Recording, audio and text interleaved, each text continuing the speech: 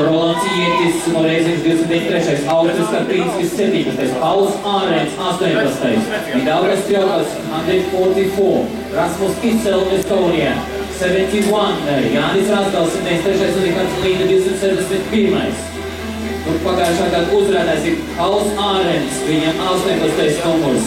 Bet rekords Latvijas pieder Dmitrijam Vilkevičam pirms 10 gadiem uzstādīts minūte 43.67.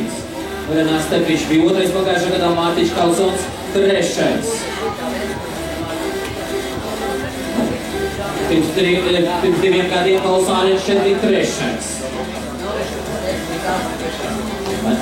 Misānam trešais leciens pārkārts nav ieskaitīts. Mindaugas Pjokas in the leading position, and there Estonia Rasmus Kisel un Jānis Rasdals. Un Pauls Ārēns jau izvirzās otrajā pozīcijā. Arī Austris Karpīnskis sāka virzīties priekš. Austri vakar otrā vieta ir sudraba 400 metros.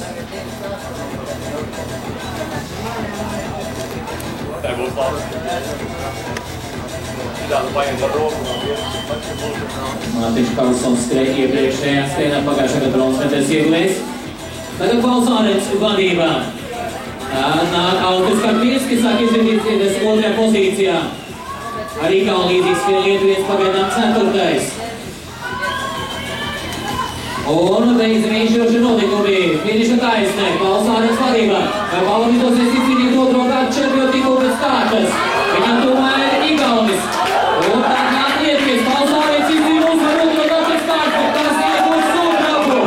Un ļoti līdzīgi. Nu, te būs jāskatās foto.